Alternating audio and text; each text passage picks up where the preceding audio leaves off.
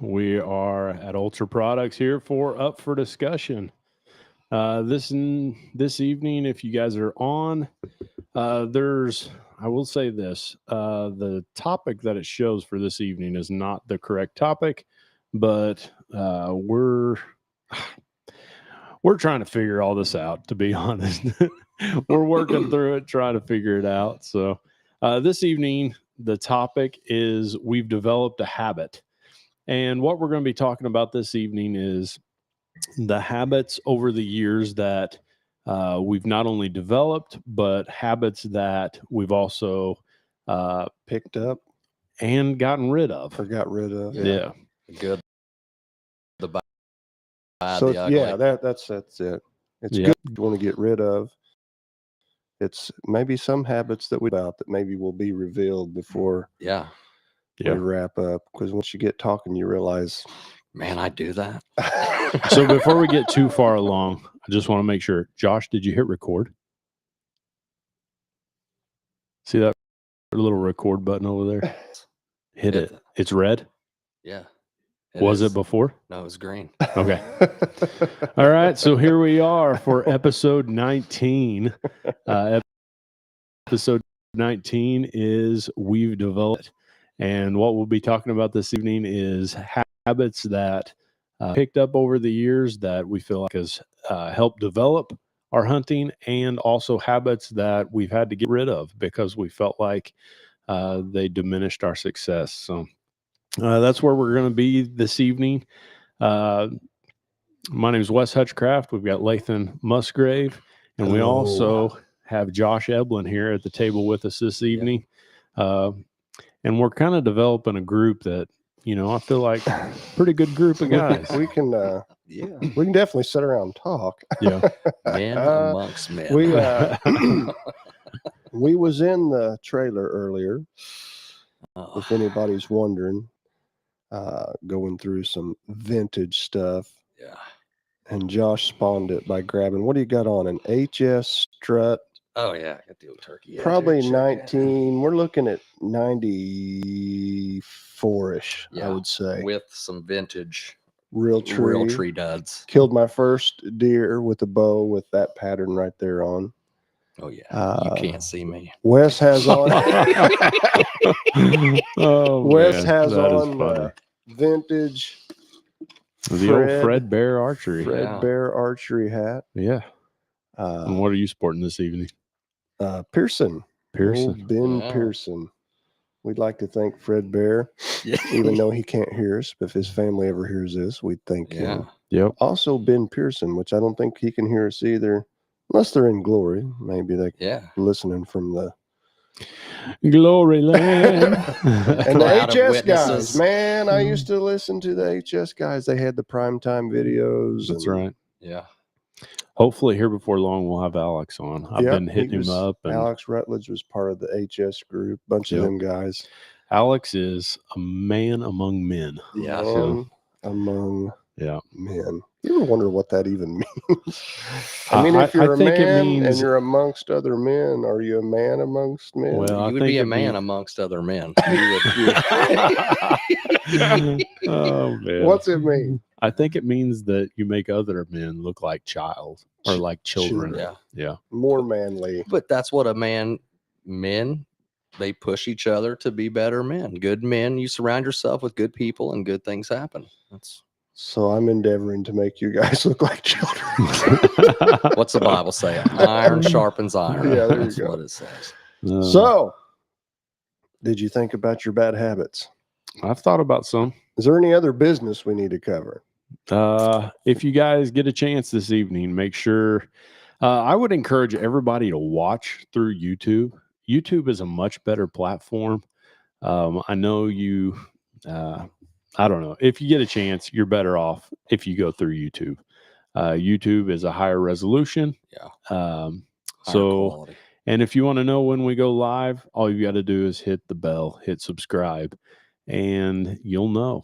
So, Yep, you'll get that information. It will tell you. and you're more than welcome to watch through Facebook. I just think they're slightly more communist than the rest of.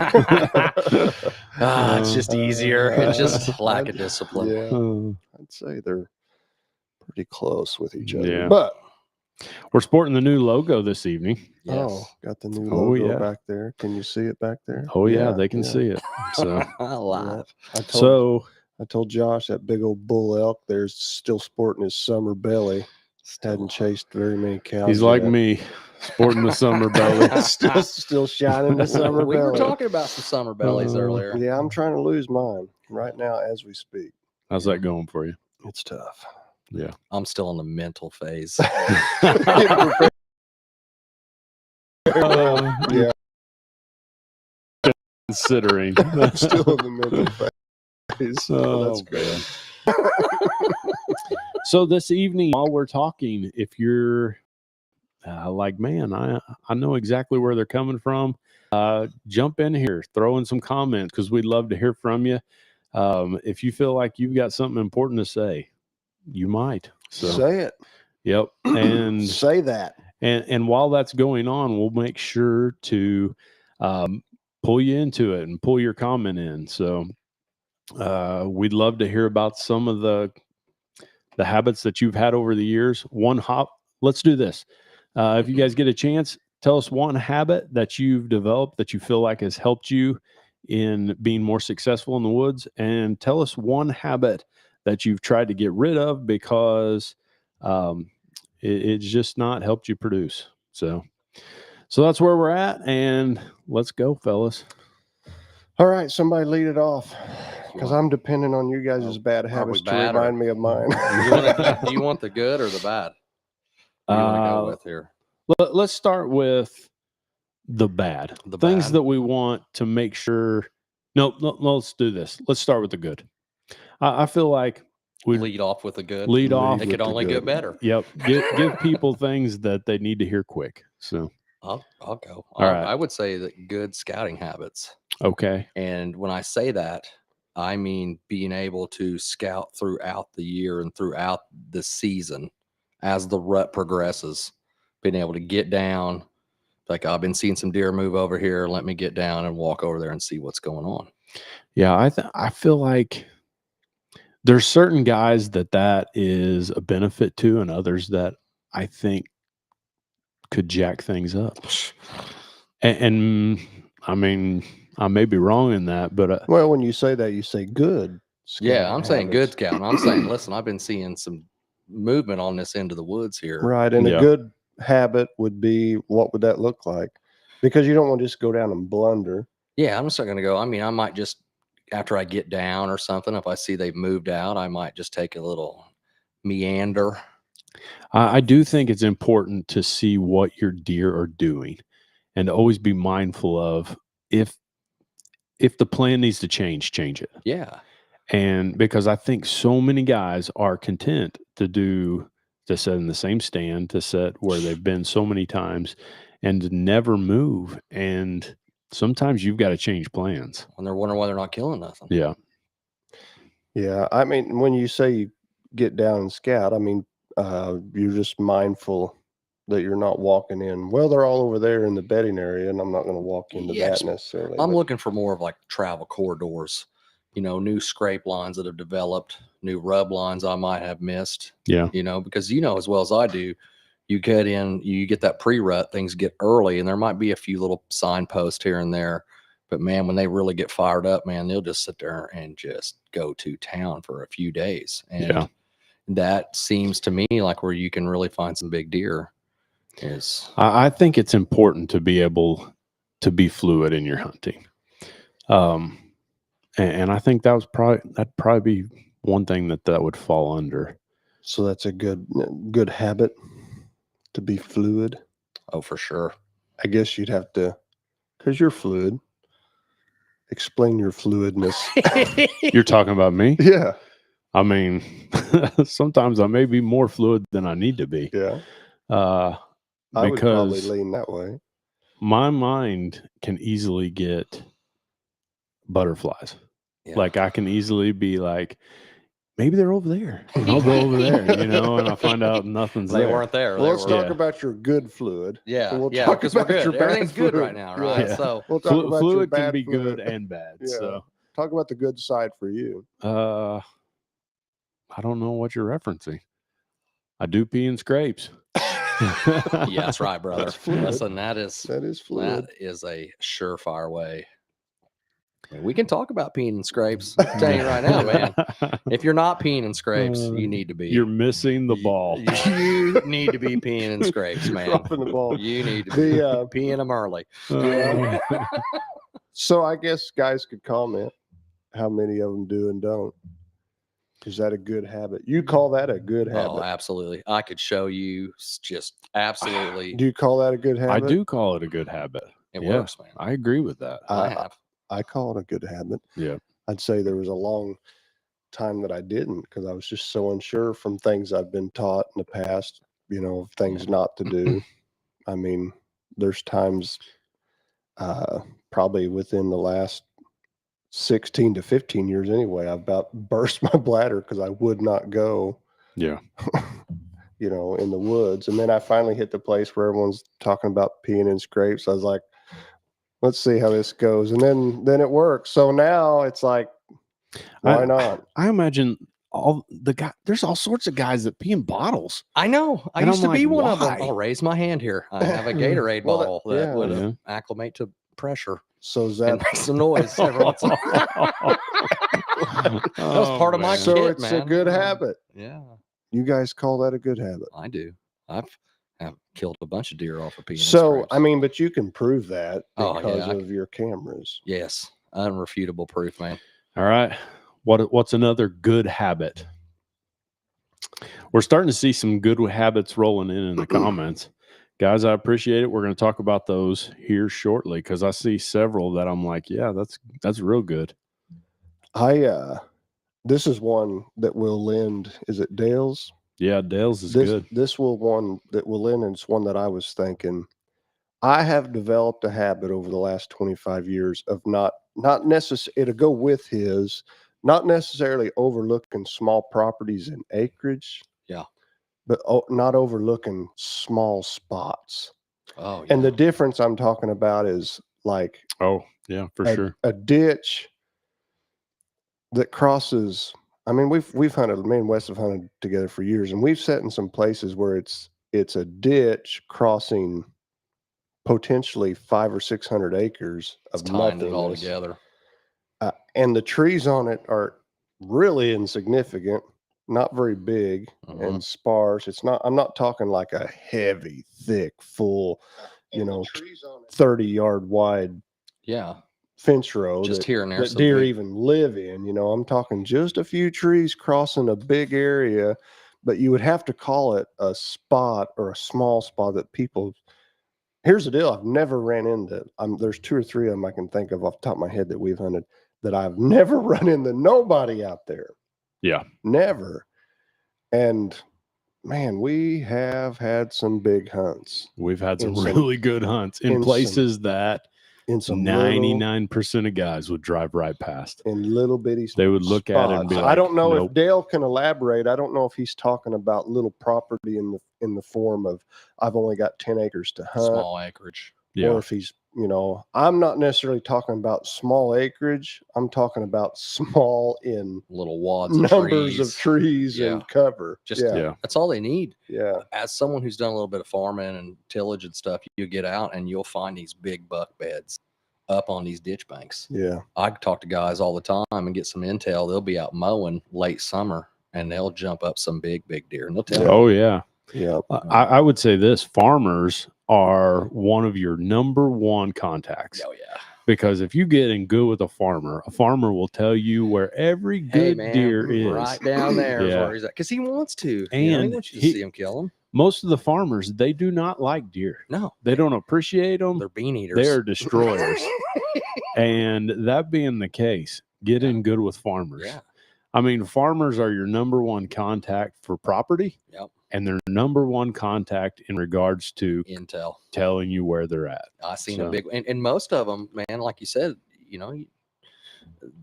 they want to see you succeed. And if you got a good friend, man, you kill a big deer, take it down there and show them. They want to see that. I'll throw that in my good habit.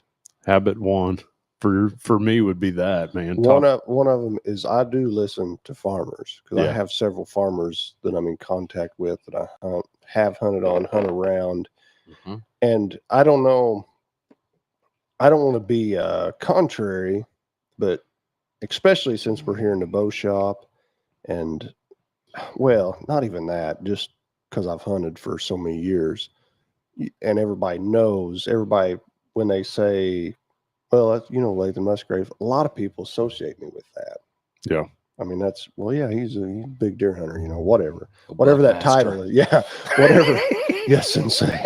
Whatever that, however that title is, people just know that I'm passionate about it. I do it. Yeah. So that being said, people always come up to you, and you'll have this same thing. They always come up to you and say, "Hey, I seen a." Yeah. Yeah. Let you know where they seen a I good saw one. a giant. They're Yeah. all giants when But- I see them. But Yeah. I say that not to discredit people because they very well could have.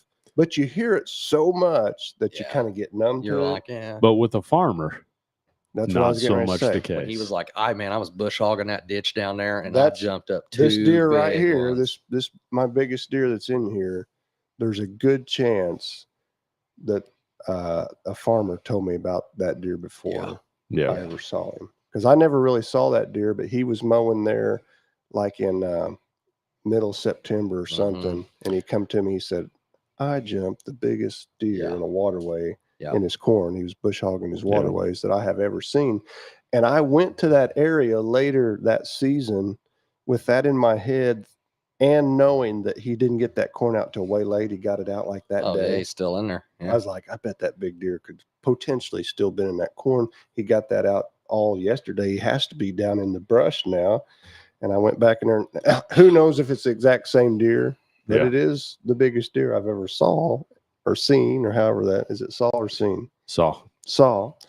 And have seen. I've seen. Yep. Thank you. But anyway, I would We say need more of that. You're I welcome would for the say grammar. I would say that I thread through a lot of what people tell me, and this would be maybe a habit. This has kind of come up on the fly here, and I kind of take it. What's the saying? As a grain of salt. Yeah. But when a farmer says, "I saw one of the biggest deer I've ever saw," because they sit in combines and tractors and see them all All the day time. long, every day. Yeah. And when they say they saw one that really shined to them, then they probably know. seen or saw They know what it's or like have seen. to sit there and shell that last row of corn off Yeah. and watch them just Yeah. step out, turn around, chuck them the deuce, and half the herd just trot across the field. So that's a habit I guess I do have that I wasn't even thinking of. But one of them that I was thinking about was not overlooking those, to go along with Dale's comment. Small properties and small spots in little patches of brush that are hooked to something. Yeah, like that a that ditch big you're deer- talking. Yeah, that a big deer funnels up through, especially during the rut. the rut. Yeah, They run. when Yeah. they're cruising ditches and they want to be away from the brush because The they rut. want to be out there with the doe, And then not down amongst the big that's what I herd. was going to say, Yeah. especially a little bit later on too, a little bit later in the rut when these does have been really harassed, lots of pressure. That's where you'll you'll see deer doing. They won't be in the wind. They might be running with it, and they'll be tucked up in them little corners trying to get away from these bucks that are on them. It's a good habit. So for those that are listening, I'm trying to add these in. That way guys can know what we're referencing and talking about. Josh, what was your number one? My number one good habit Yep. would be scouting for sure. Just good intel. Good scouting habits. Yeah, for sure. I don't Okay. know if the little bitty spots is my number one though. Was we going number one? Number one for me would probably go along with what you were talking about being fluid. Okay. Because I've killed most of my really good deer by being very versatile. Getting down and Getting making the down and move. moving. That big deer I was just talking about, I moved at 3:30 in the evening because the wind shifted. And I moved about 200 to 250 yards around the bedding. Yeah. And if I wouldn't have done that, I wouldn't have killed him that evening. I would say not very many guys do that. I struggle doing that. It's I do. tough to get down at 3:30. Now you have to weigh out I have to see them in order to do that. I really do. I have to see or at least have them come through and graze, skirt you, and be Yeah. like, I can't just be like, oh, I'm not seeing nothing. I just get down and walk down here, man. And my mind is too paranoid. I'm like, they're all looking at me. Yeah. I'm blown. Well, I thought that evening I got down there, but I thought even if he comes this evening, because the wind had turned around on me, it caught me by surprise. It was right when I got in there. I was like, even if he comes, he'll probably nail me, Yeah. And matter of fact, a doe did come at about 3:20 after 3:15, a doe and a fawn or something, and they got about to 30 yards. Busted And you. they picked me up, and I was like, that's enough for me. I climbed down. I was in my climber. I climbed down, swung around that bedding to the back side of it. I don't know. I said 250, maybe not that far, 150, and got the wind better. Yeah. And within 20 minutes, I mean, I climbed up. That deer was on his feet. Really? I bet you. Oh, I he's bet he probably was moving. up donking around He in was that. probably like, did you hear those ladies over there blowing? Yeah. Go check and see Yeah. what they're Give girls talking a- And then he about. probably heard me up the tree. Sure. He's like, oh, that's why they're over carrying on. There's no buck over there bugging them. But Yeah. Yeah. So I would say my number one habit that I've developed over the years is making myself very versatile, and I'm all the time trying to make that even better Yeah. through whether I change my stands lighter, faster.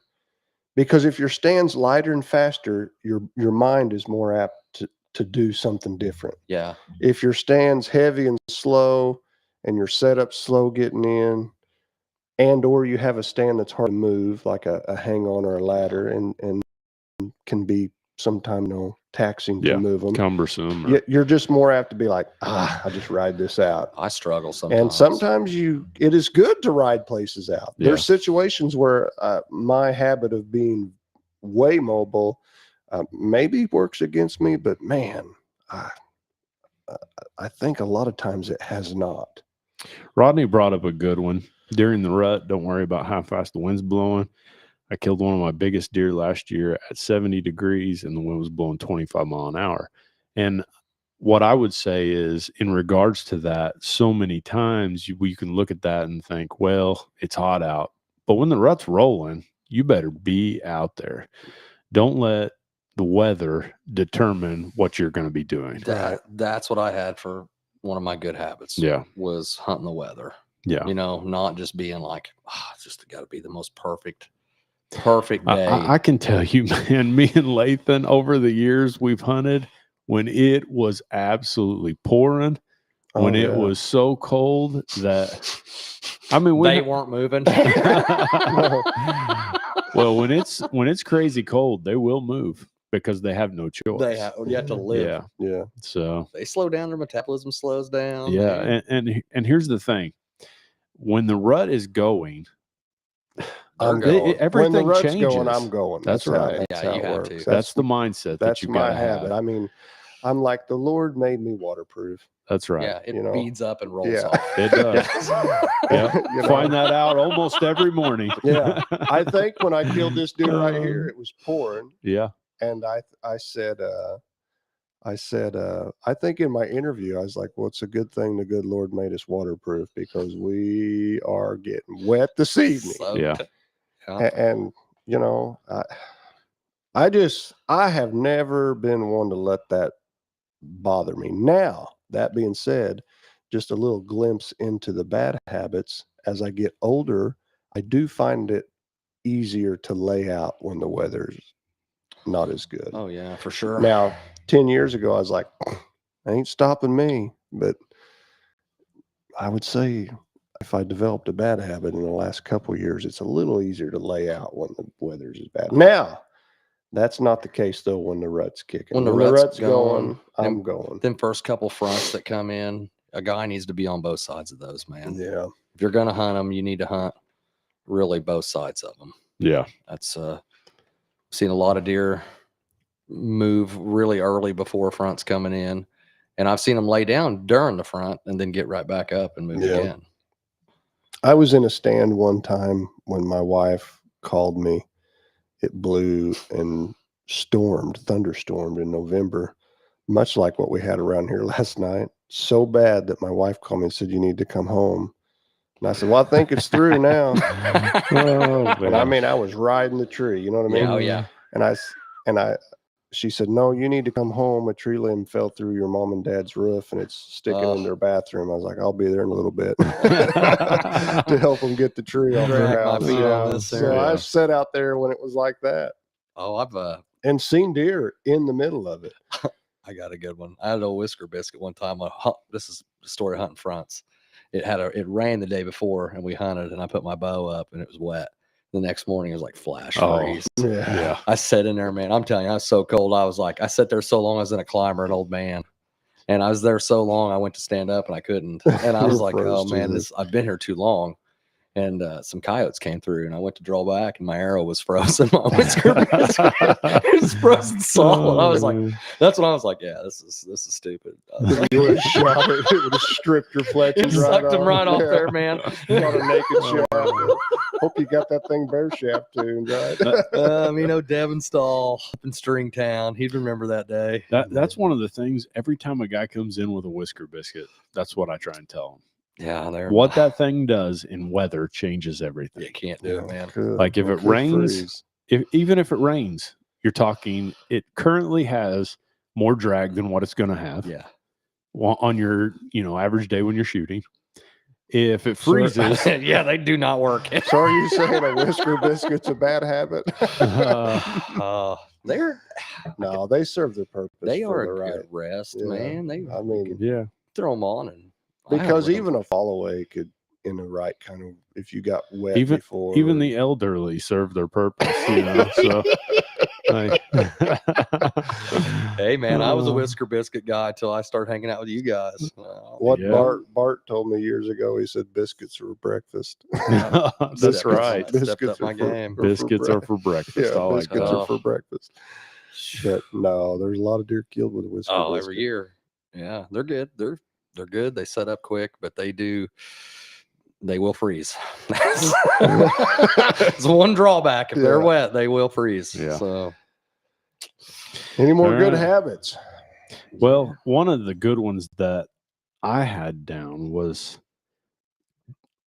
okay. So this is kind of weird, but mine was don't feel like you've got to hunt every day. but it's so hard when you want to hunt every I day. think It- so. It is, I but think you're right. for years, Lathan and I hunted every single chance that we could. Burn yourselves out. A couple things happen. You get burnt out, and I think you destroy your spots. You Like do. if you go when it's 90 degrees and you're trying to hunt the wind and it's marginal, and you end up educating more than what your chances are of killing. I mean, more times than not in October because we were hunting literally from October Day 1st. one. Yeah. And We almost didn't miss a day many times until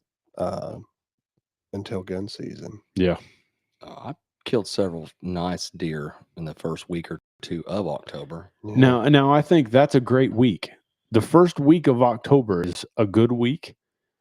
And I'm not discouraging people from hunting October, but what I'm saying is make sure that if you're hunting in those days, it's hunting that's going to bring It the better- highest amount of It better be yield. strategic. Yeah, it does need to be strategic. Otherwise, to me, all you're doing is You're you educating. could be massively educating the deer that you're hunting. The good thing about it's still so green. There is a lot of cover. If you're smart, you can Yeah, get you in. very seldom ever get busted There's just a lot of visually. yeah. There's a lot. Yeah, I'm going like I need to trim that. I need to Yeah. trim that. Yeah. There's a lot of hunts too that early season that deer go downwind of me, and I was like, they should have smelled me, but they didn't. I The think thermal. because it was so warm, Mhm. the thermal. ground's warm and making The ground's thermals go. quiet too. Yeah. You still. There's not. as I much think leaf that's litter. what happens. But then the other time, they come in there and they nail you. But I do think that there's burnout that occurs too whenever you start that early. I Yeah. mean, by the time I- you get to November, you're totally That's spent. true, but I don't know that I ever burn out. I go. But I I have a think- law. I think what I do. I think what I do if I hunt that much early is develop bad habits. Sure, get lazy. I get a little lazy. I'm still going. I'm like, do it Yeah. this way. You Slam you the get old- okay with things that you would not That I be wouldn't okay because with I've went so otherwise. much, and it's hard Yeah. to keep that mindset of You start walking into You know, stand it's the like- same way every like time. your fifth and time to a stand. Maybe not 5 times in a row, but your fourth or fifth time to a stand. It's like, You know can- where I you know can where push. to step like a can- ninja out I there can walking push. around. I can push the wind a little bit this evening. That you're like, you nailed me, or something like that. When you probably maybe shouldn't have been there because the wind was marginal. You knew it was blowing over there where he probably was, but you start thinking in your head, well, I've been there 4 times. I haven't seen him. Haven't seen no deer come from that area where they generally come from. So you got the evening you make that poor decision and goes the evening he was over there and he busted you. I like. If we'll talk about early October real quick.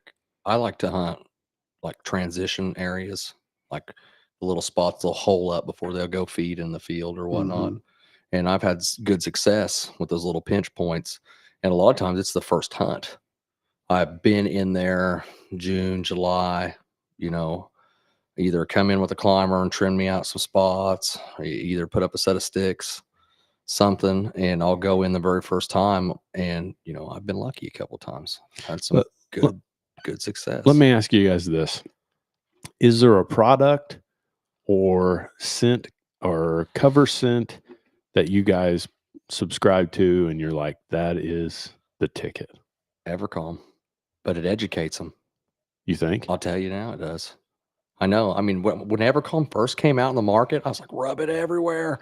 They were like walking around. I was watching these deer. They're like, So what do you think it educates them on? that there is a man here.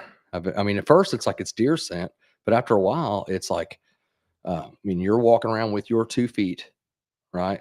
Rubbing this on different trees and whatnot. The first couple of times you use it, and especially if you've not used it in an area before, I've had like a half the herd come up and like follow my footprints all the way to my I have a video on my phone I could show you right now of a mature doe, and she looks up at me and I'm filming her, and she's like, oh, and you watch her bristle up, and then she's like, well, how'd that deer get up there? Like she smells like deer.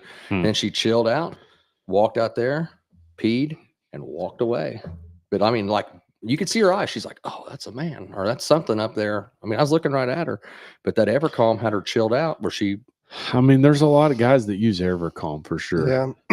I've never used it. I pay attention just in here to what guys come in and lean towards. I think you can overuse. I'm not saying it. You can overuse it. In the mindset of they're like, man, this is working. They come in and tell you, and they feel like they've obviously seen it work for them. Mhm. So I pay attention to that.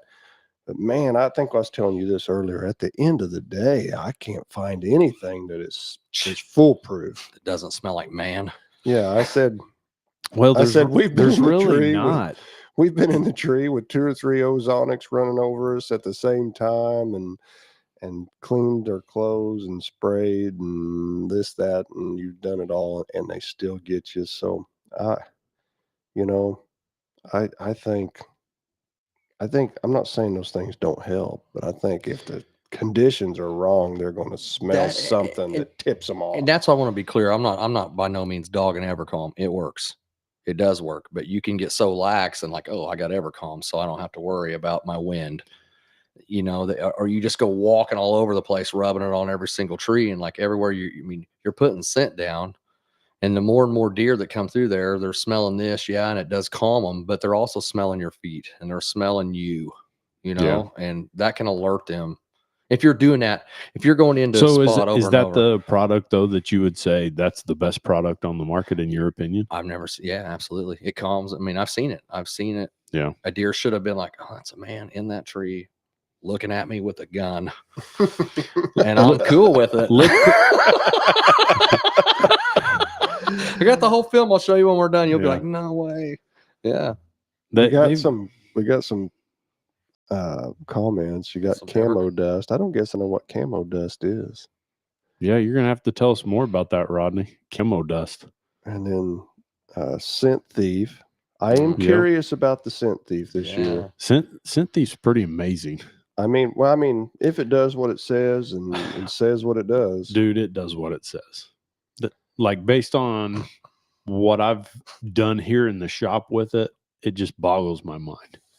I I've mean, heard- how that's you what can I've heard. spray it on something that you're like, yep, that stinks, and you spray it on it, and you smell the product. right? But then after you've smelled the product, You don't smell the you don't smell the product. because it shuts off your senses. It absolutely shuts off your Oh, senses. it's like that old nose jammer stuff there. Remember that they were selling? That was I mean, the Scent Thief, if the Scent Thief does what it says, it's one of the most intriguing ones to me in several years. And I'm pretty sure we'll take it elk hunting. Yeah. Are they pretty sensitive? Oh, yeah. Yeah. I mean, they're like a whitetail, maybe even hotter on the nose. You can't little more beat their jumpy. nose. So you have to just all the You gotta time work the wind constantly. Yeah. I mean, you got to have a puffer or something that lets you know the wind all the time. I mean, Because they're getting hikers and stuff out there all the time, ain't they? yeah, They're- but so they smell people. They know what people. yeah, but you know how it is. It's like something knows when you're hunting it. I don't know how they know It's the old that. sixth sense. Yeah, so it's like they could smell a hiker on the trail, And he's cool. and I bet that don't bother them that much. But it's like they know Pheromones, that's that off the bloodlust. trail. Yeah, that's off the trail. So I'm curious about it, taking it elk hunting, because if you can shut his nose off, you know. You don't think that'll make him more heightened, though? You don't think that'll? Not if it does what it does to us. I'm telling you, it's nuts. I've never. He's gonna wonder why he can't smell nothing. He's gonna think the air is pure and clean. That's right. And then smell I'm gonna, safety. Then I'm gonna bend my darting over and send one at him. But anyhow, talking about good habits, developing habits. Anybody knows when you're whitetail hunting, the number one habit that you probably need to pay attention to, work on, think about is his nose. Yeah. Their nose. I mean, you can fool their ears, you can fool their eyes, fool about anything on them, but it's hard to fool their nose. Yeah. I would say their eyes are probably one of the easiest things to fool.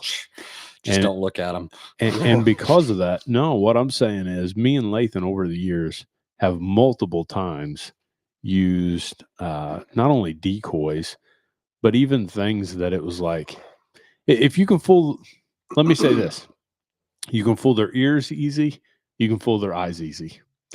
Like one technique that we use a lot of times is once we get up in the stand, we'll just start snapping big, Make a little twigs. noise. Oh yeah. Breaking tree Like, limbs, Yeah. Gets them coming in.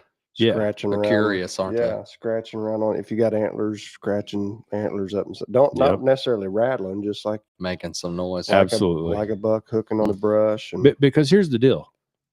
Every Tom, Dick, and Harry's out there rattling with a bag or doing something. Smashing their But- thumbs. Yeah. But here's the thing. and it works. It works, does. but it's something But I different. think it's used so much There's a time that when they for it. hear something that's not what they're typically hearing and thinking, that could be a person, that's when I think you can pull one over on them. Yeah, And don't get me wrong, I'm not trying to give an animal credit beyond what, they're not reasoning too much. Like, Well, and they might equate it to food. Like, okay, when you talk like this, I seen a video. I don't remember what it was, but it was muscadine. So it was in the South. It was muscadines dropping in the water, oh, they were drinking wine. and they were they were like, hey, the deer came in on it because they were like it was a food source. Yeah. They knew like, hey, man, these things were dropped. They came into the well, Wilbur Primos used to gather up acorns and fill his pockets full, and when he'd get in the stand, he'd throw them out of the stand. Hmm.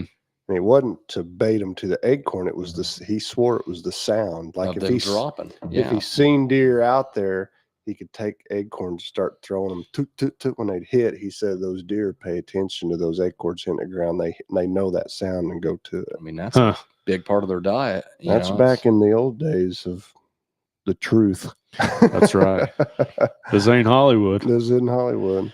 Yeah. It's a good way to cover up your mistakes when you're filming. is just go ahead and tell everybody if you see if any of this that's out of Hollywood, out of focus, it's because this isn't Hollywood. But All right. How about some bad habits? the worst habit I could think of, and it's kind of generic, and I've already kind of alluded to it, that I probably get is because it covers so many things, is just after 20 hunts or after,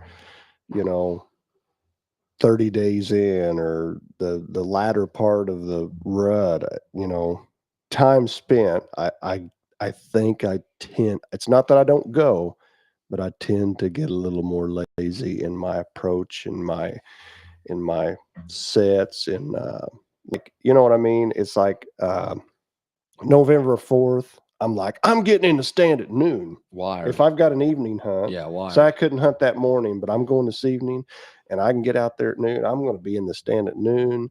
And then, like November 31st, you're like, I could get in at noon, but I think I'll hang here till about 2, and you Push go, it. you We've know what I already mean? You lost start an hour. pushing. We've Yeah. already fall back. Yeah. You start like, pushing things closer and closer. And there's times I think that, you're like, oh, they don't I move till think- 4:45. I'm good. I think, yeah. I A lot mean, of times they it's the don't, way you you know? think, A lot of and times they I don't. start letting down, and I hate to put the word lazy to it, but I guess It is. it's a It's little bit what it complacent. is. It's a Complacent. little more complacent, lazy attitude as far as just on, and I could put a whole bunch of things in that category. Yeah. I could put like the wind in there. I'm like, wind's not great. And I wouldn't do that just 15 days or 20 days before that. I was like, I would not do that. But now I'm like, I think I'll go ahead and go in there. Or I'm going to push it on time, where I wouldn't do that in the days ahead of that. And just things like that. No, I think a lot of guys let down on their equipment. Oh, that's for sure. What I got one. There for Absolutely. 100% guys will shoot a lot right before season, and that's the last they shoot their bow. Yeah. 2 weeks before. And this how many times has that bit us? Yeah. This last year, I tried to stay really good on that. I did. And I had a luxury of being here at the shop. Yeah. Part of the week. And I'd get here early and I was like, I'm going to check my bow, shoot my bow, keep my shoulders in shape. I think I even did several Facebook lives on keep your shoulders tuned up and keep double check things. You've drug your bow 100 miles across cornfields and up and down trees, and you haven't shot it for 25 days. And then all of a sudden bruiser shows up and you're wondering why, how come that arrow went? Why'd I shoot him in the guts? Yeah, or how come that arrow went 8 inches high or something like that, So you were shaking. So I did better. I did pretty good on that this year. Or you knocked your side off, on a tree or something. Yeah, remember that time in the morning when you were rope and you're in the dark and you were pulling for all your worth, Snagging it and down your there in the sight was briars. hooked on a tree limb down there or something. We've all done stuff like that. But not me. But definitely on the approach and things like that. That's what I got. I think my biggest thing, getting lazy on the approach. I think I've let I think I tend to let my guard down, I guess. Okay. Josh, how about you? Bad habits. Yep. I would say we just covered it. Not shooting. Approach. Definitely approach is a big deal. Just like getting burnt out, jumping out of the car, walking. I don't know how you guys walk in sometimes. Sometimes I'm like, all right, I usually skip. Do you skip? Yeah. Sometimes I'm like a ninja. I'm Yay, hunting. I'm over here. I'm like, oh, man, be quiet. Like I'm pretty stealthy. I feel like I'm pretty stealthy. I'm good on my feet there. I walk on my heels. I walk on my toes pretty much walking in, but I'll find myself like, I should go down and take the long way in. But I'm like, I'll just cut the corner of this ridge. Yeah. I'm just like, this will save me 5 minutes. That falls exactly into what I'm saying. It's like when you would never go over that hump, but today you're like, I'm going over that hump, it's all right. Instead of going around it and taking extra steps. That's where I feel like these electric bikes could really come in. I see that. For sure. I see that. There was a time I told you my epiphany last year when I walked in one spot and I I cross that ditch all the time early season, unless it's just been pouring rain, but you can always cross it. And I got back there. It's a little over a quarter, close to a half-mile walk to the ditch. And I get there and I'm like, man, I can't cross that without getting soaking yeah. wet. I look down the ditch, probably 40 acres, real straight ditch. And there's a beaver dam down there and had the water all backed up. And that's when I was thinking, man, if I had that bike this evening, because I think that day I had been like, I don't know if I have much use for them bikes. And that evening I go on, I was like, if I was on that bike, I could have been here and In seen 10 at the seconds. ditch Yeah. and either rode back out and went to a different spot or rode down to the beaver dam. I could have been in there in 10 minutes instead of it turned into like a 45-minute deal trying to get to where I wanted to go. Burning up, sweating, just Hot, sweating. Yep. End up not setting where I wanted to set. Let me ask this question, and it doesn't really pertain exactly to what we're talking about, but do you think electronics have been a good thing for hunting or not?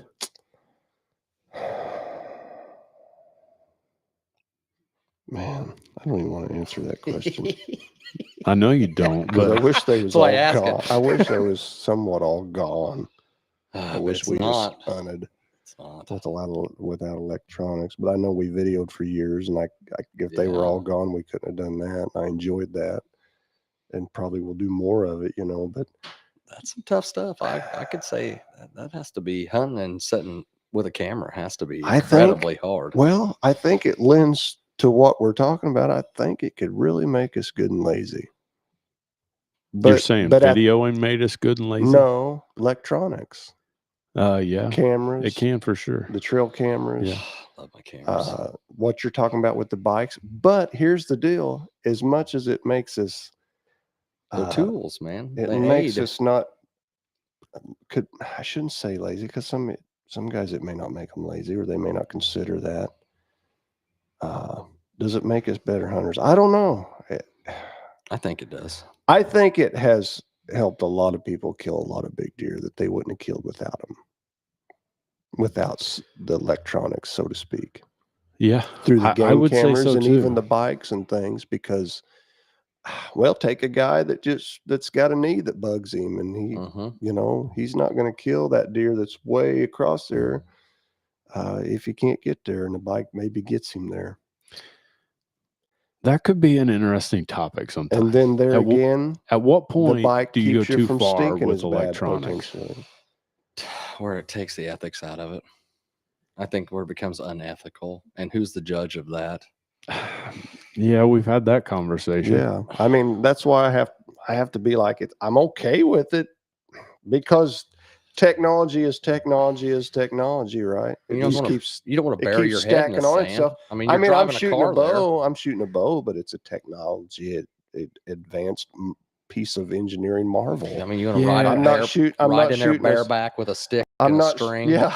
You know what I mean? It's I'm- like, yeah, this is the I'm- way to kill deer. right, You know, I'm like, not- you're I'm not not- doing that. I'm you not know? shooting a self bow that I carved out of a No, piece of you're riding Osage the old- orange or hickory. You're or riding the old Tahoe in there, you know? getting as close as I can. I just think there's got to be a point to where you're like, this has went too far. And here's what I'm like. So, okay, you're shooting something that you're looking at and you're like, man, it's, worlds better than what, they started out with. Yeah. But it's like, so at what point have we taken that to the point to where it's too far? I mean, if I'm sitting at home watching them on my phone and I've got a bow that's hooked up to my phone to where I can be like, all right, you're dead. And that exists. Can you shoot them from your phone? You can. Not in Illinois. Not from Illinois, no, but I've heard of guys doing that in Texas. Yeah. Can shoot them from their phone? Yeah. Like dart them? Like, Well, no, what it is it's a motorized bipod that they're using. Yeah. that's crazy. So my question is this: That's too far. that's what I'm saying. I mean, that's removed the human I element. know we're always like, who wrote the book? But that's So look, not hunting. well, we and Lathan were talking about this earlier. I got this screenshot right here. So check this out. This is a screenshot of the old High Country Z Force. Yep. Okay, that's got to be what? That's not. That's a '90s bow. yeah, that's Yeah. 93. Yeah. Look at the 92. IBO speed on that. 335. You know, it has They haven't changed much, have they? has anything out here, you know, They probably had an actual standard at that point too, in regard to what They probably IBO was. actually look at did the shoot camo. that. Look at that didn't they? matching camo. Oh, Yeah. you need to show that to the viewers. I do. Point don't that I? at that It, camera. Where are we right there. Oh Shoot. yeah, look at It, that. High That's a country. beauty. It's beautiful. He was talking to That me thing made about some that. I noise said, when you pulled the trigger. yeah, I said the difference. What's changed is how Uh. you get to that 330. Yes. Because the way that bow handles and the way the new ones, is obviously way different, quieter, smoother, deader, Oh yeah. all that stuff. 65% let off. But 330 is Super quiet. 330. But at the end of the day, the deer wasn't any more dead. Right. No, you still had to. You still had Right. to shoot that thing. You had to Yeah. hit it. You know. So back You to had to what do you're your part. saying. I mean, what are you alluding to? You think, are we crossing over into a place where, because I'm an advocate, because I'm the guy that I know you are. but I'm not against trail cameras. I don't hate them. I don't hate people that use them, and I've even used them some with you. well, and you got- can't hate them because and that And I've even got. Jesus tells you not No, to you hate should those love- people. you should Yeah, love that's them. He right. tells me to hate evil. Maybe they're evil. They are not. But anyway, Maybe some Anyway, people using them. They might are be. not. anyway, I have used them and been part of that. Even got caught up into like Oh, my first text or call to you in the morning was gosh, it's horrible. like when Yeah, we where should we were go? hunting every morning. I'd be like, "Well, what'd your camera say Hang on, last let night?" me check it. yeah. Oh, That's yeah. exactly. Oh yeah. And then I find myself being like, "Man, this is I'm letting an electronic device Oh, yeah. totally make my decision." Drive anxiety, all kinds of things, man. I mean, And I found myself much more peaceful in my hunting and enjoying it just going out when it's there. like all that goes away. But here I am again, I got a rangefinder electronic device, Yeah. and I would honestly what tell I'm- you the last, There's got to be a limit to everything like that. There has to be a point to where you're like, all right, we have exceeded what I feel like hunting should grant us. Yeah, the ethics of hunting. That's what. Like, what are we out there for? What's the goal? And that's with gonna that be being the different for every case, guy. yeah, but I don't know. There's just an element of that to That's where right. I feel like we're taking away. That's where the good old Department of Natural Resources does all that for us. they get the pig Yeah, fillers. There we go. Let's have the government tell us what we need to do. We need more of that. Yeah. Let's get them state. involved. The good old state. They've I decided. guess it's in the eye of the beholder to some degree. Well, like, To what- some degree, I think there's So now if you got a bipod mounted out there with some sort of killing device on it, and you can see from your phone and push a button and yeah, be shoot like, that yeah, that's the animal. one. I'm That's out too on much. that. I mean, like What about Well, you the are. only but reason I'm doing that is if I'm starving or something. in these guys? To me, if you're starving, everything goes out the window. And Do whatever you got to do to get what you got to get to eat and feed your family. But I'm not starving. I like to eat the deer, but I like to hunt the deer. I like the whole process, and I Yeah. enjoy, So it comes up to the purpose.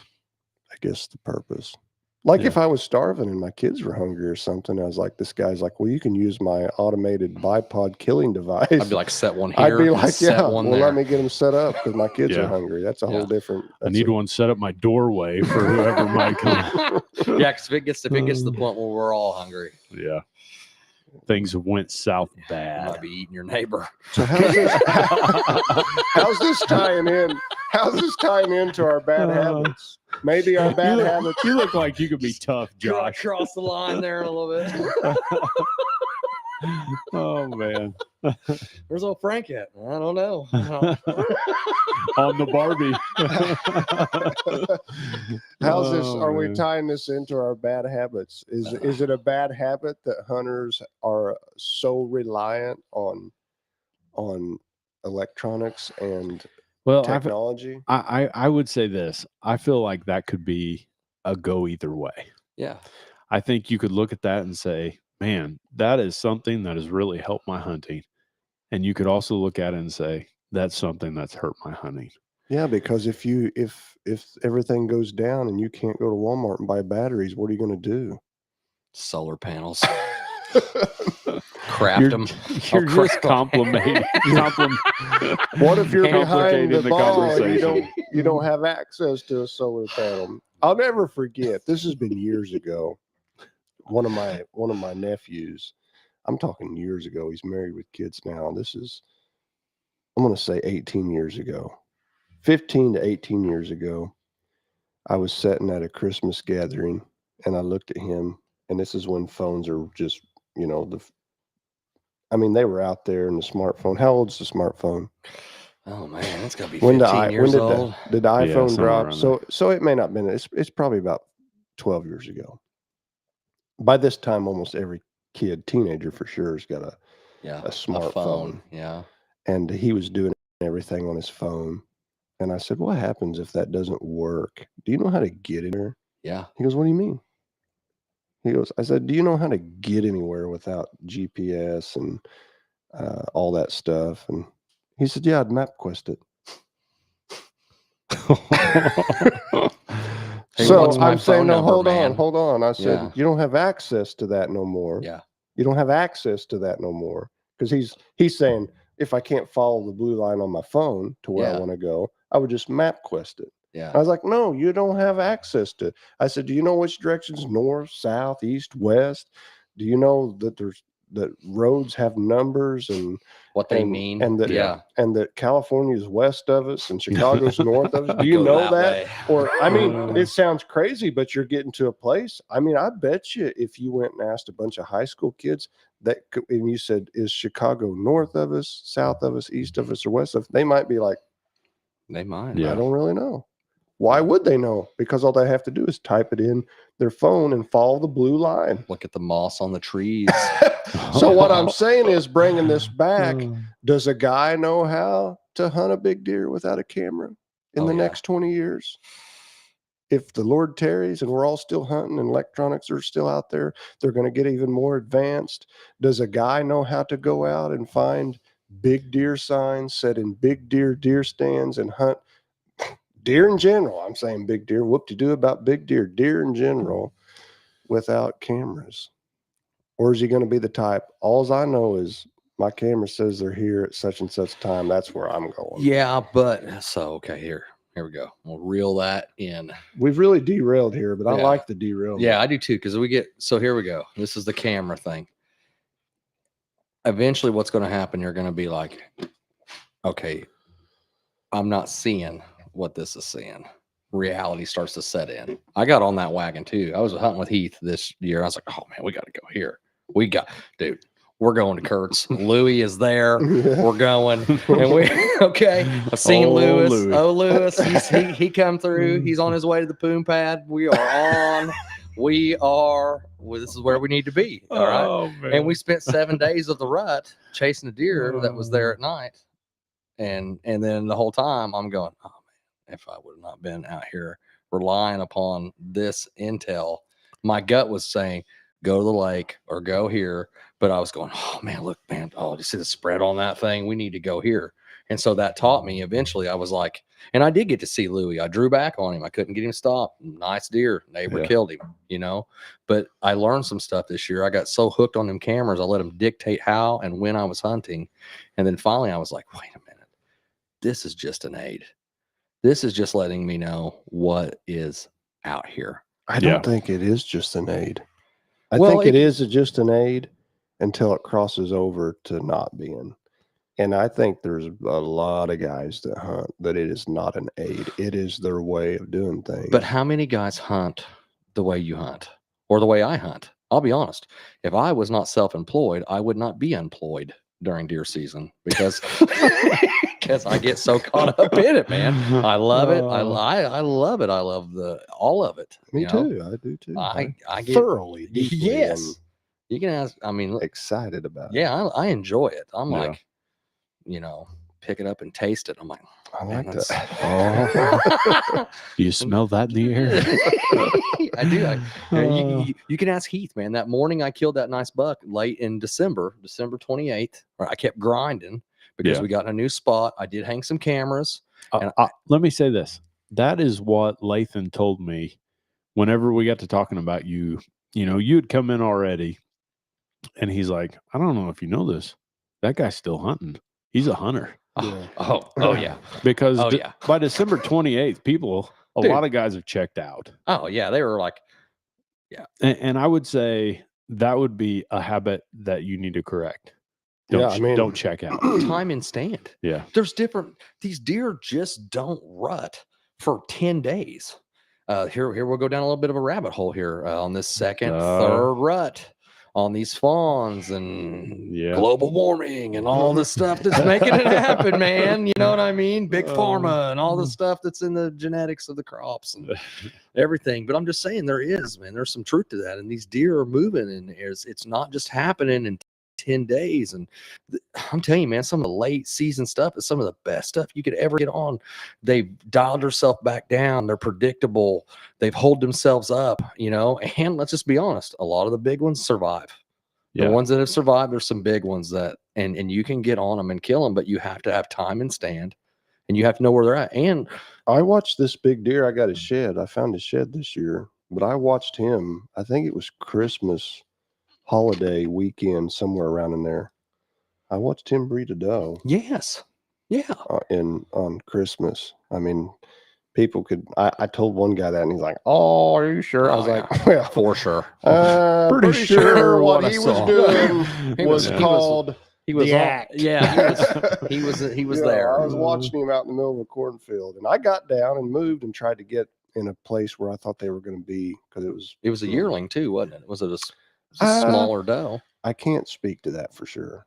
I don't remember for sure if it was a small doe or not, but I was so focused on just on him. and I was Yeah. like thinking, because I was in a place where he was probably not going to be, and I got down and reset my evening hunt from the ground, thinking, and never got him, and wasn't really even in the game. Had him 150, 60 yards maybe, but anyway, yeah, it was Christmas.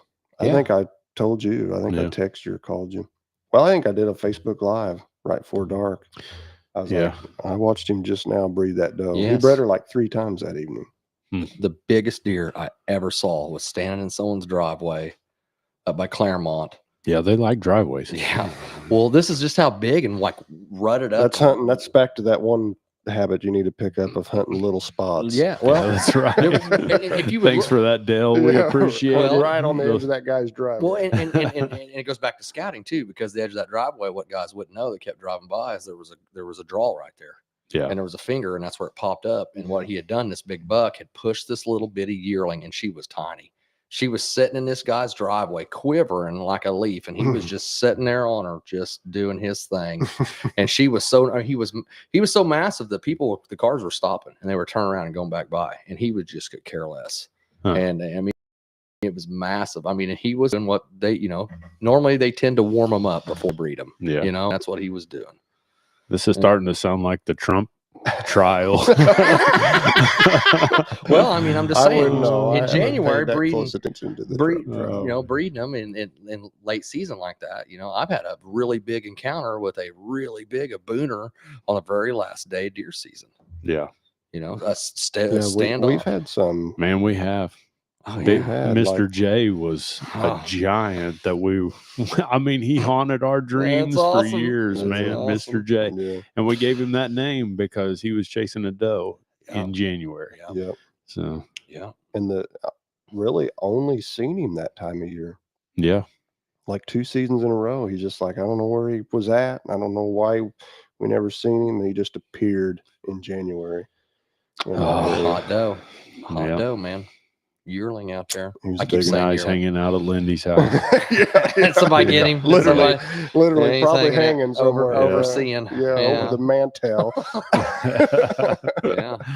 Yeah. I think a 20 gauge slug into the. If you don't go, I had something down. It was just time and stand.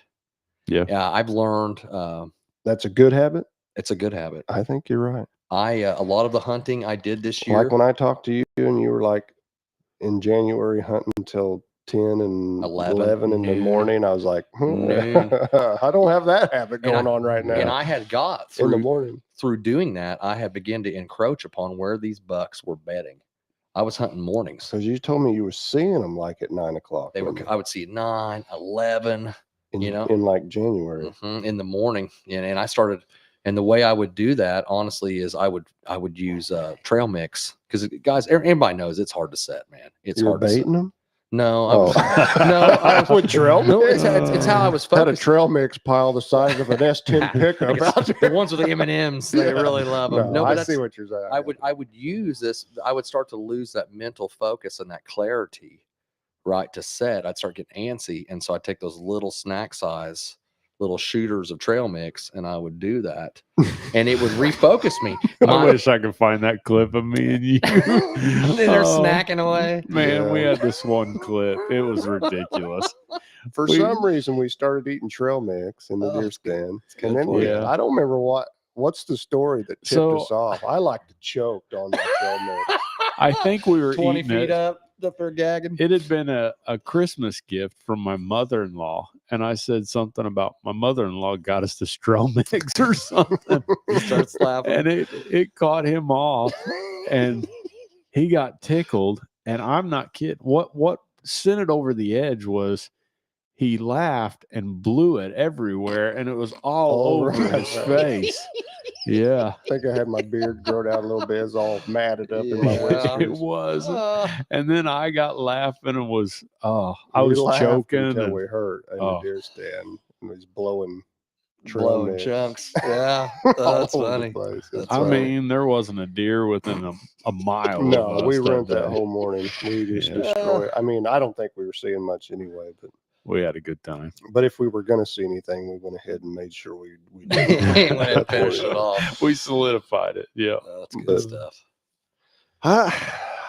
I don't know. Did we ever wrap up on the? Yeah, we got quite a few going.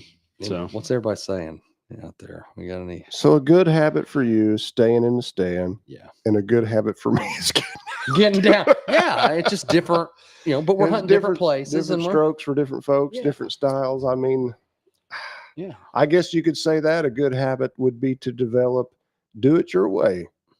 What's working for you? What yeah, produces? do it how you flow with it, and Yeah. you know, I think that's good for every guy to understand. you It's know, like why do you enjoy hunting, Yeah, and develop that.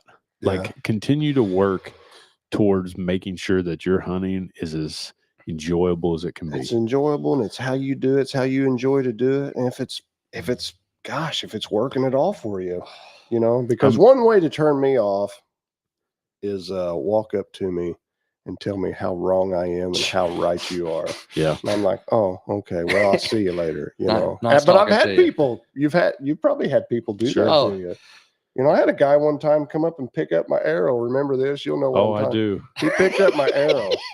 He was looking at my arrow, rolled it around, how you do with an arrow, then started. That's all he did. And I was like, Yeah. what's that mean? And he was like, no, this is all wrong. You cannot kill deer with this. And I was like, I think that one you're holding's killed 2 or 3 at least, yeah, that one's a particularly good one. Yeah, Yeah, I mean, I think the one you've got in your hands has killed 2 or 3 deer. So, I mean, and what it boiled down to, it was not what he did. what he used, Yeah. not the style or weight or something that You're he hunting used. different spots. So I mean, I think it's good for guys to maintain that mindset of the way I do it. It works for me, works Yeah. for me. but it's not for everybody. I know, and because that's okay. people will feud about that. Their way is right. And- They have proven it. and They be have open tested too, it. They you have know? tried it. But then the next guy's like, yeah, but I've been proving and testing and trying mine too. And we it started works out. too." I'm over here like, hey, pee and scrapes. You know how many Yeah. people? And there's probably somebody out there who's like, I would not do that. You're crazy, man. That's what they'd say. I've got video somewhere of me peeing a big place out of the stand where the frost, I melted it. And then 15 minutes later, I couldn't resist because there was a deer standing in it. Take a picture. So I videoed him. It was a nice buck. It was Yeah. a good 3-year-old buck standing, and you could see that he was standing in the place where I melted all the frost. They can't tell that's a Yeah, human being. like he was like in it, like sniffing. Yeah, he like brought him figure in, out- yeah. So yeah. anyway, good habits, bad habits. I guess at the end of if we're going to get close to wrapping this up, try to develop good ones, catch your bad ones, and turn them into All good that ones. being said, I feel like the content that we've given tonight's pretty good. I mean, don't get lazy as season progresses. Trust in electronics. Don't let them dictate your hunt. Checking out too early. Don't get down too early. That's all good, basic stuff. Yeah, basic stuff. As far as good habits, good scouting habits, make sure you get in there. Be fluid with your hunting. Value farmers and their intel. That is like primo to me. That's good stuff. When rut's going, so are we. You got to be out there to kill them. Yep. And trust proven products. So yeah, don't get so wrapped up in the moon, the weather, the sun, all the different things that are out there. I'm not saying all those don't play. They all play together to your roles, advantage. If high you'll- pressure. they can. if High you're pressure, there. low pressure. They all probably have some significance. I'm talking about the rut though, but when the rut is in, You have to be on stand. Are you Get a out moon there. guy, Josh? I'm a moon guy. Yeah. I'm a moon guy. I'm not the kind of moon guy you would think you either. can get arrested for that. I'm not what you would think either. Oh, Yeah. I like an overhead moon. okay. I like an overhead moon. I like it in the waxing. Is it when it's building to the full moon? Waning would be Waning is diminishing. yeah. So waxing head, and we're building right into that, and that's where I've seen, and this is where I've just over these years and years and years of hunting, man, where I've been like, this overhead moon in the afternoon is always, I wouldn't say always, that's a definitive term, but has played very well. I have spent a lot of time behind my house watching really big deer. Do you think that's is that one of your go-tos? Like, dude, we're in this phase. I'm going. Yeah. It is it. So Yeah. what's yours? Is Lathan going? I'm going. No, that don't work. Because we done established if the rut's yeah. going, we're We're going. going, yeah. That's a good question. Do you have a Kirk? I mean, do you have a pressure thing, a low pressure thing, 'Cause high I- pressure? I'll go ahead and throw Lathan's mine. low pressure for High sure. pressure. High I'm high pressure. pressure, Sorry. too. I'm a yes. high in pressure the guy, too. last, I've tried to really pay attention probably in the last 5 to 6 years more so to barometric pressure. Now Mhm. here's the deal. I'm going even when it's low, especially when the rut's in. Because I mean, you just never know when the rut's in. He could be up, but I have checked it. I keep a barometer, Yeah. and I'm telling you, when it's high pressure, It's up in the 30s. when it starts spiking higher, especially, and it may not necessarily, I've noticed this, it may not necessarily be high for the barometric pressure in the norm, but it's higher than it's been the last 4 or 5 Sure. days. It's like it's on the rise, it's going up or back up into a place. I'm telling you, I watch those evenings, those mornings. It just seems like there's more deer. Humidity. You ever watch humidity? I don't pay no attention to the humidity. So you can I haven't. you can equate humidity with pressure too. Sure, I guess that would in be the it. mornings. I'll Dew watch points. dew points. I'm a big dew point guy too. I'm like, I've had some good encounters where you'll have, Well, it probably would I play. want to know more about this dew point. So Tell me about It this. probably would play because I do say when I wake up and everything's crystallized, calm and crystallized frost, Oh, I'm like, oh, something on man. my little deer ticker says, I'm walking out there. today is a I'm good day. skipping. I'm like, this is why I'm here. Yeah. man. So that would have to do with dew points. So right? I have deer use their nose, right? I think so. I Yeah, think this they is do. this is a big deal, right? Mhm. So we need the more moisture in the air. How many times have you guys have done a lot in the woods? And so you've seen these times when the wind will come in and spin and turn and shut things down in the morning. There'll be like a lot of morning activity where you'll see deer really moving, and then you'll see some wind come in or something change and the deer lay down. I've sat before and watched a monster buck and almost like was watching the weather with another guy, some complete stranger on the side of the road watching this thing. And as the wind came in, boom, he stopped, walked in and laid down. Now, I didn't have access to the ground. I'll be honest. If we had access to the ground, we probably could have went and killed that deer, or at least had an encounter. And it was like what had happened was it was like that dew point had lifted, right? The humidity had dropped.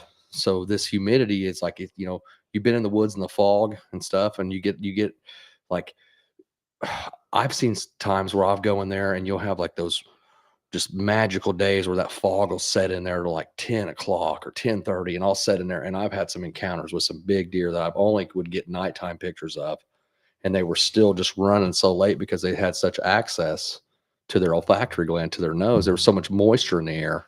So That's they can interesting. They you, could smell. you say they're on the move They're on the move because they can because they smell. can smell so much better. They could smell. Hmm.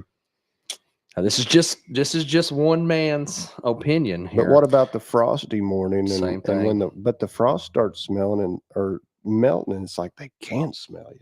Well, but if you notice when it's doing that, you notice how warm it feels sometimes. You Mhm. can feel like that thermal, and you can feel that moisture. It's really damp. So if you watch deer, they're always licking their nose.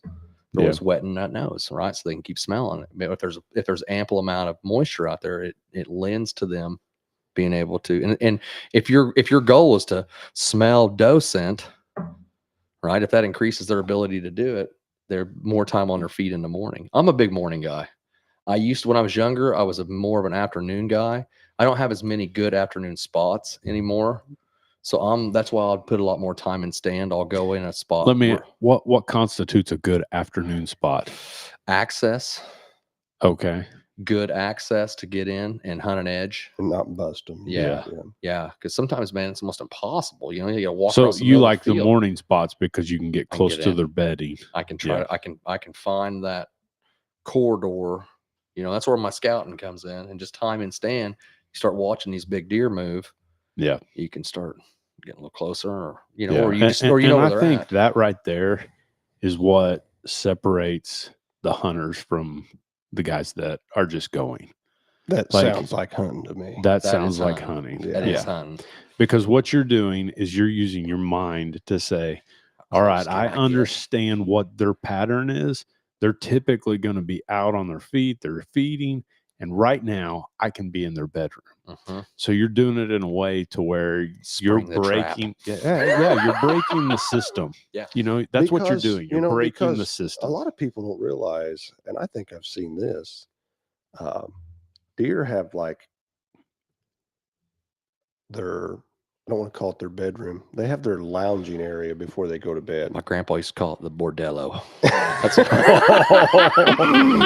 Oh, My I think your Keith- grandpa would be a fun He was dude. a good dude, man. He Yeah. was cool. Yeah, he was People cool. don't realize that like deer will come into. Have Mhm. you ever been in a place in the morning and say 8 o'clock? It may just be does. They come in, they lay down in the weirdest place. Yeah, but only for a And little if bit. you'll stay, Yeah. they don't stay there real long. It's like I'm gonna sit here and digest a little bit, and then I'm going to. It's to like where I'm staying. yeah, the rest it's like of the you day. coming home in the evening. You're going to take a shower this evening. Hang out on the couch You're for a going little to bit. get something out of the fridge, or you're going to get your supper. You're going to hang out on the couch for a little bit, and then you're going to go to bed. You remember me talking Kind to of you the about same like thing. about like the cows? Remember me? I was talking to you on the phone the other day, and I'm like, it's the way my mind works. I drive by this pasture full of cows, and they're all laying down, and I'm going, I wonder if the deer are laying down too. I did not, Oh, I didn't. but I did drive by, and they were about their feet. So I'm Okay, like, yeah, well, maybe they're on their yeah, feet. sure. That's a good way to think. Mhm. It's hunting, man. Yeah. Well, Steel trap. It's this is such an interesting good stuff. dichotomy. It's good stuff. Like how this thing works. Like we have guys that come on real quick early on, and they stay on usually for you can tell they stay on for roughly 20 to 30 minutes, and they pass on. And then there's a whole nother group of guys that come on, and right now we've moved into that second group, so which is kind of neat, Yeah. And I've talked to a lot of guys. They usually come back later and finish it, right. but it's neat how this thing works. So Interesting. I love it. It's kind of like going to bed before you go to bed. yeah, there's a lot of good content in what we were just talking. I was getting about. ready to make a point. It'd be my last little story, but several years ago, I think before even Team Harvest, it was me and Chad Higgins hunting one morning. I seen when we turned into the place in the dark of the morning to drive, we would drive down a little grass farm road and park and then walk in. There's Lewis. Yeah. When I turned in, there he stood with the doe. Oh, Lewis. There he stood with the doe. And I told my Elusive. buddy, I said, I know right where I'm going. Mm-hmm. Because he trotted down to a ditch or something, you know, and I was like, I'm going to go to that stand there. And I thought he won't be there. I bet he won't show up till 10:30. I'm going all the way. And he's like, well, won't you just go to the end of the ditch? He'll be, I was like, well, I was like, for one, there's a good chance they could be down there before I get walked in. Yeah. If they stay on the ditch, they may hear me down there and I may bust them. I said, I got a feeling they're going to come down that ditch. They're going to stay on that ditch until about 9 o'clock. It's like one of the few times in my life. The only thing that didn't work out is I didn't kill him, but I was like, I think I'll see him coming to this bed about 9:30, 10 o'clock. I said, they'll probably even bed up there where the ditch touches the woods. So I went all the way back into that bedding area, or right before it.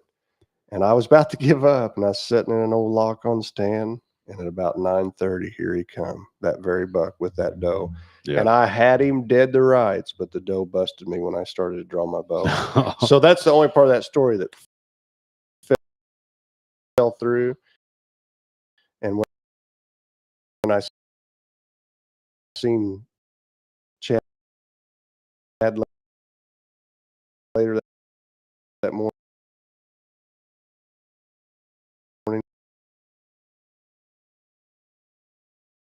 got out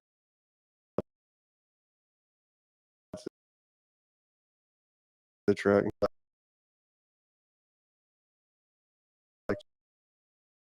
But I think they around up there, and then I the bedding area later. Yeah, where he went. Yeah. Well, it's been good, guys. It has Good been. talking has. to you. I feel like good stuff. You've inspired So- me to bring it. You're leaving inspired. Yeah.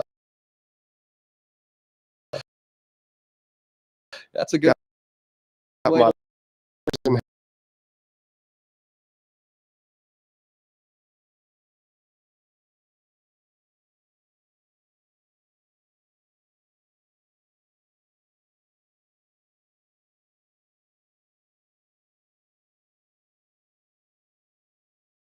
penis great before we Oh, Do man, it. that's funny. Do it. You will kill Um, deer. Let's finish up by saying this. We appreciate you guys watching. We've had a lot of guys shifting over to YouTube, and we appreciate that. YouTube is definitely a better platform for you guys to watch on, and it helps us a little bit better as far as to knowing where guys are watching from, and you know who's watching specifically. If you guys wouldn't mind going over to YouTube, hit subscribe, we would appreciate it.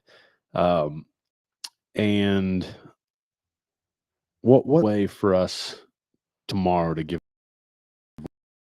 away something? to reward. Yeah. Let's reward. Can you tell? I don't know what you did last week. I wasn't here, but can you tell? So let's do Can you this. tell if there's new subscribers?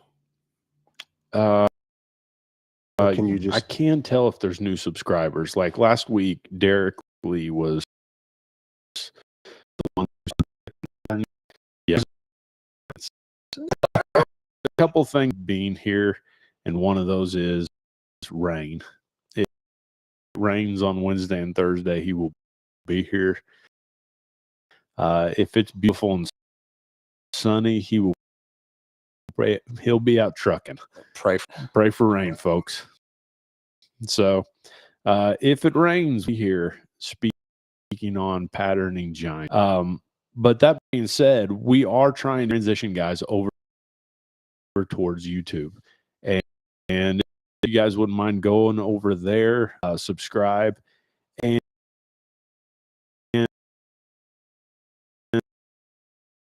I would say this: go over, subscribe, and then come back and comment a thumbs up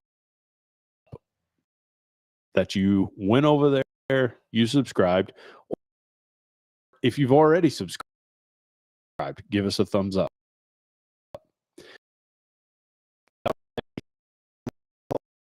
I just On this YouTube, subscribe. I've subscribed. Comment, I've subscribed, and we will from that group of people that say I've subscribed, we will pick a winner to give away something tomorrow at noon. Oh, wow, So, man.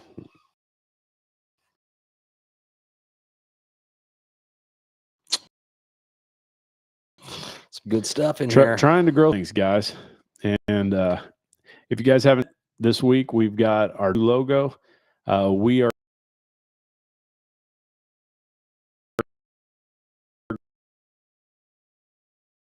going to be having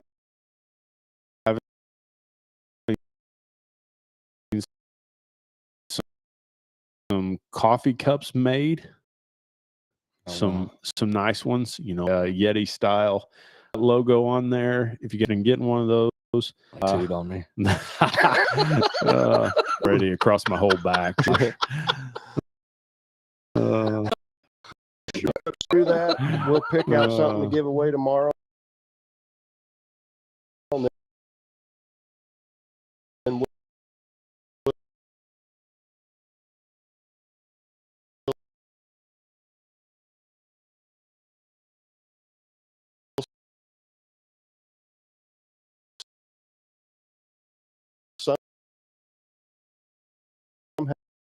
somehow get a hold of you. That's right. We will.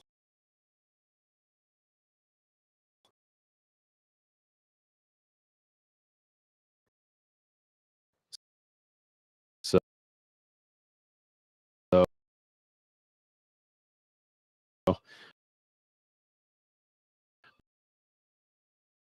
make sure you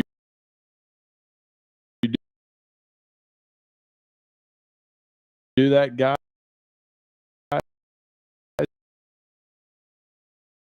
We